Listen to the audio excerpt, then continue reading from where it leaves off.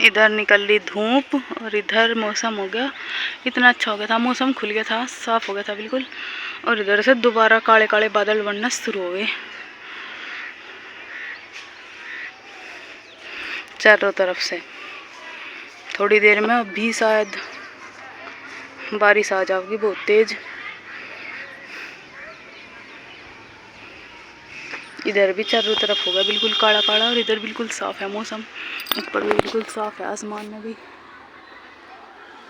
और इधर पूरी तेज धूप निकल रही, सूर्य देवता पूरे चमक रहे। और इधर से थोड़े से, और इधर से पूरे काले बादल बनने शुरू हो गए।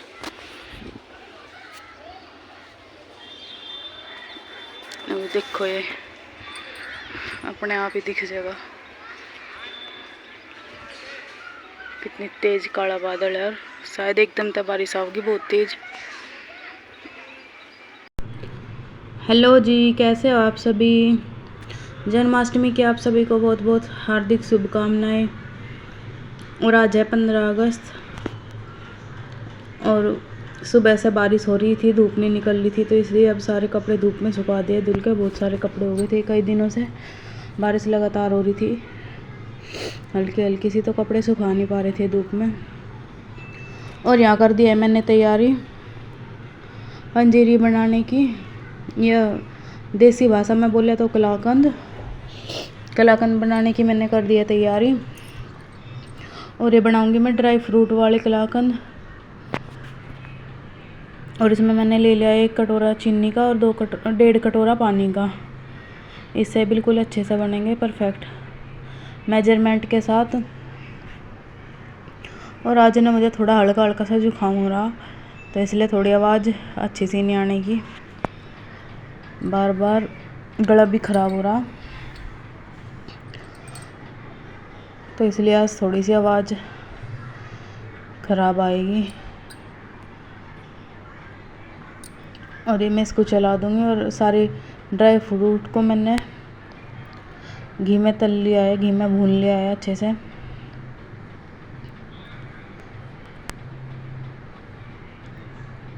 और अब मैंने कूट लूँगी हल्के हल्के से, छोटे मामजस्ते में जिसमें अदरक कूटते हैं उसमें कूट लूँगी इन्हें मैं हल्का हल्का सा, दरदरा सा। अगर मिक्सी में पीसूँगी तो ज़्यादा बारीक हो जाएंगे, लेकिन ये थोड़े से मोटे मोटे से और थोड़े से बारीक से रखने, तो इसलिए मैं इन्हें छोटे मामदस्ते में कूट लूँगी। थोड़े थोड़े से हल्के हल्के से क्रश कर लूँगी इन्हें। और सुबह से इंतज़ार कर रही थी, लेकिन बारिश नहीं बंद हो रही थी, और अंदर किचन में हो रही थी बहुत ज़्यादा गर्मी। और ये काम चूल्हे पे ही करना था मुझे, क्योंकि उसमें ज़्यादा जल्दी हो जा, गैस पर बहुत टाइम लग जाता है इस काम को करने में। इसलिए बारिश का इंतज़ार करके बंद होने का, जब अब जाके लगी, अब धूप निकल गई, कपड़े भी सारे फैला दिए, तो अब फिर इस पे रख दिया था यूँ कढ़ाई रख के, इसमें चीनी डाल के और पानी डाल दिया था। जितनी ज़रूरत थी उतना ही, थोड़े ही बनाऊंगी क्योंकि कई सारे सामान बनाऊंगी, तो इसलिए थोड़े ही बनाऊंगी इनको।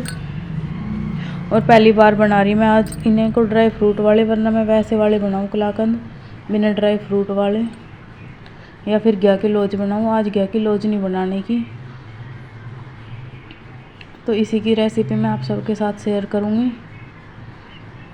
और गर्मी बहुत ज़्यादा होगी, एकदम से बहुत ज़्यादा गर्मी हो रही थी।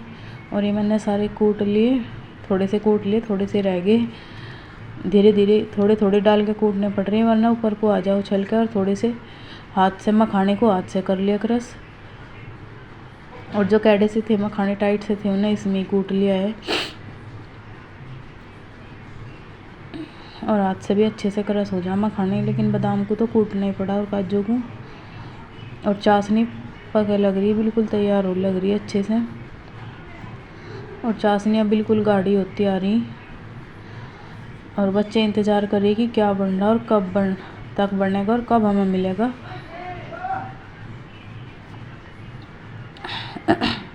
ये आके कुछ खाने की ताक में है पर इतने में मैं आ जाऊँ, मैं इन्हें लेने नहीं देती मका, नहीं ऐसा नहीं लेना मका। ये अपने पूरे उसमें खड़े इंतज़ार में कि कब मम्मी यहाँ से हटा, कब तुम्हें मिल जाए खाने के लिए सामान। अब बिल्कुल अच्छे से गाढ़ी हो जाएगी चाशनी, तो फिर इसमें इसे नीचे उतार लूँगी कढ़ाई को। सब सामान मैंने हटा दिया, जहाँ पे मुझे कढ़ाई रखनी है उससे हटा दिया सामान। और परात में घी भी लगा के तैयार कर लिया है। परात को हल्का सा घी का हाथ लगा लिया। और ये उछलते कूदते इधर उधर घूम रहे कि क्या मम्मी बना रही है और कैसे बना रही, ये पूरी निगरानी पे है मेरी। और इसमें डाल दिया है मैंने नीचे उतार के ड्राई फ्रूट, और मावा भी डाल दिया है। और अच्छे से इसे मिक्स कर लूँगी मावे को। इतना थोड़ा सा ठंडा भी हो जाएगा ये कढ़ाई में ही।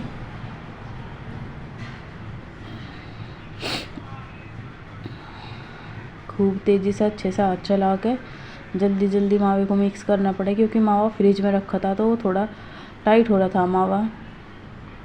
और अब इसको कढ़ाई में से उतार लूँगी परात में, घी लगाई हुई परात में घी का हाथ लगा रखा था। और इसको एक सार सी जगह पे रख दूँगी, ऊँचे नीचे जगह।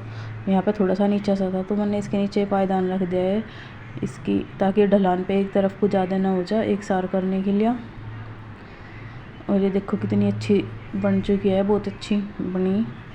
और दोबारा से रख दी कढ़ाई चूल्हे पे। और कढ़ाई मिट्टी की थी तो इसलिए इसको धोया नहीं, क्योंकि इसमें मुझे दोबारा से मिठाई करना। तो मैंने इसमें ले लिया है 1.5 भगोना पानी और आधा किलो चीनी, क्योंकि मुझे बनाने हैं रसगुल्ले रेडीमेड वाले। और अभी ये होगी थी ठंडी इतने में, इतने जब तक मैं वहाँ पे रख के आई कढ़ाई में रसगुल्लों का बखर पकाने के लिए। और इस पे लगा दिया मैंने चांदी का वर्क। और पहले कागज़ में तो मेरा निकला नहीं, मैं कहा यहाँ भी मेरा पोपट हो गया। तो मैं हंस रही थी इनके साथ कि मैं कहा देखो पहले में तो कुछ निकला ही नहीं चांदी का वर्क का। और फिर मैंने इनकी कटिंग भी कर दी साथ ही, क्योंकि फिर ये ज़्यादा टाइट हो जाएंगे तो बाद में इनकी कटिंग नहीं हो पाने की, तो इसलिए मैंने इनकी कटिंग थोड़ा सा हल्का गर्म थी जब ही कर दी थी। और साथ ही रख लिया मैंने ये पाउडर ले लिया रसगुल्ले बनाने का। और इसका आटा दूध में गूँथूँगी, क्योंकि पानी में गूँथा है तो इस पर लिख रहा कि दूध में अगर आटा गूँथेगी तो ज़्यादा मुलायम बनेगा, तो इसलिए मैंने दूध लिया है। और इसमें लगा 1 पाव दूध लगा होगा मुश्किल से, इसी हिसाब से लिया। और थोड़ा आटा मैं इसमें अलग कर लूँगी, क्योंकि कहीं फिर ज़्यादा पतला ना हो जाए, तो इसलिए थोड़ा आटा अलग कर लूँगी और थोड़े में डाल लूँगी दूध।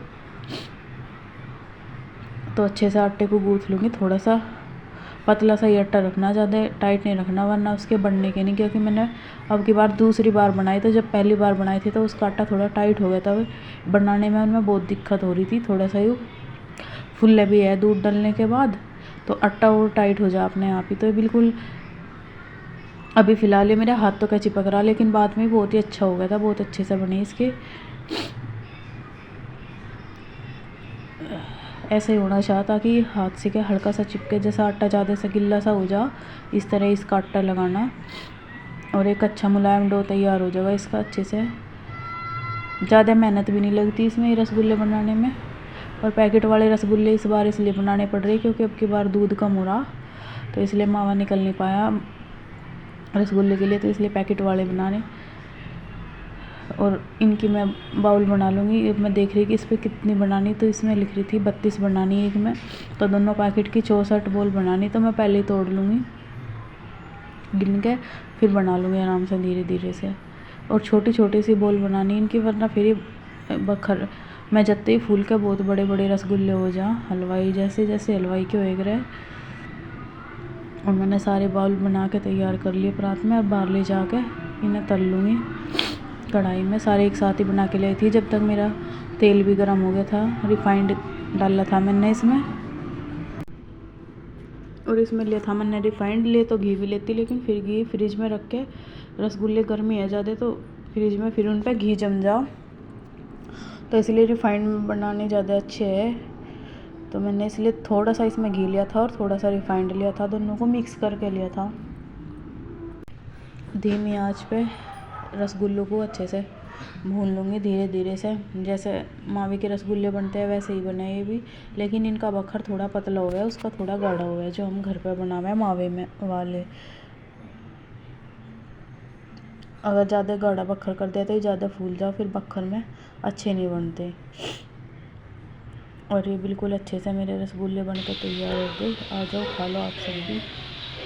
और मिलते हैं कल जन्माष्टमी के व्लॉग के साथ।